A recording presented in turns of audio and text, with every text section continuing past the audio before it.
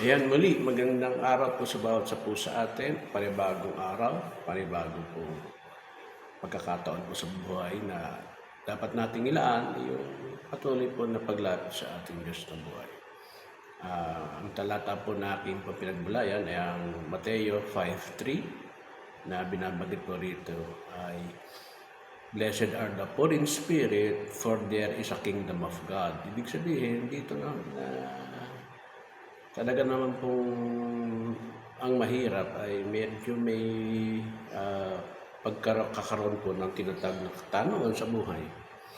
Nakakalungkot nga po dahil ang ating pong narinig sa isang beses sa Pangulo ay para daw sa mga mahihirap ng kanya pong pagbibigay ng tulong, ayuda at doon po sa mga malapit ako maghirap. Kaya medyo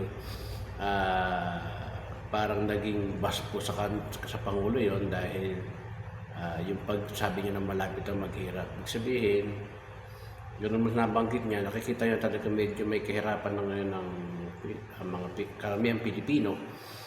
At kung makita natin talagang pag sinabi mo mahirap, talagang wala na pong aasahan niya, kundi yung mga taong meron pong kakayanan na tumulong po sa kanila. Kumbaga, sila, tawag dito, broken na po sila in heart.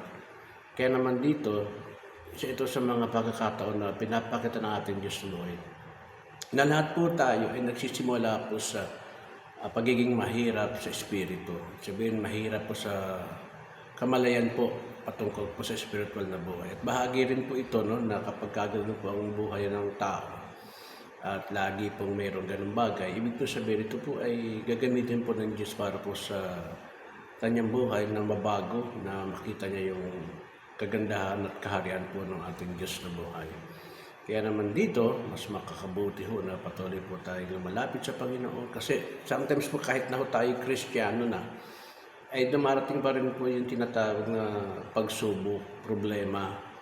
And especially po pagka nakakaranas po tayo nito, bigla hong dati tayo ay nananagana na po na nakakilala sa Panginoon, sa ating spirito. Biglang dumarating pa rin po na parang may kakulangan pa rin at may mga bagay kang naitatanong.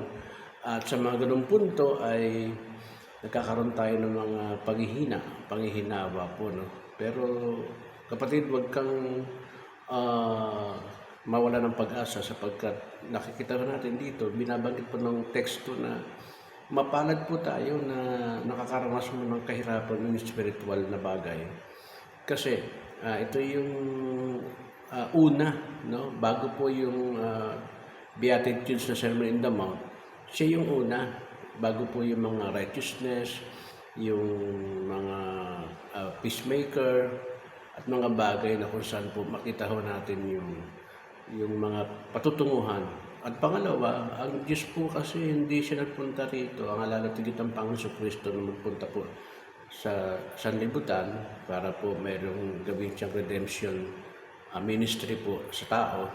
Hindi po siya nagpunta talaga sa mga matutuwid, may yaman, may kakayanan sa buhay, kasi nga po hindi nila i-accept talaga ang Savior natin, yung kaligtasan. Kaya nga dito siya una nagpunta, yung mga taong mahirap sa espiritu.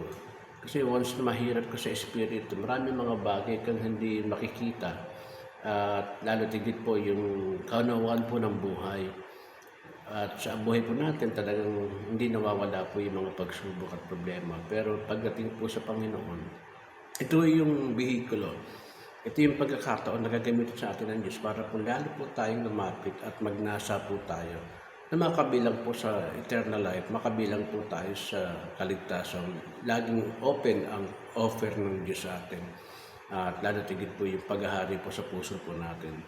Kaya naman dito, sa lahat po tayo, kung kayo nakakaranas ng ganun mga bagay, lagi tayong lumapit sa ating Panginoon na siya namang sagana at mayaman po para po tugunin ang mga bagay nating mga pangailangan.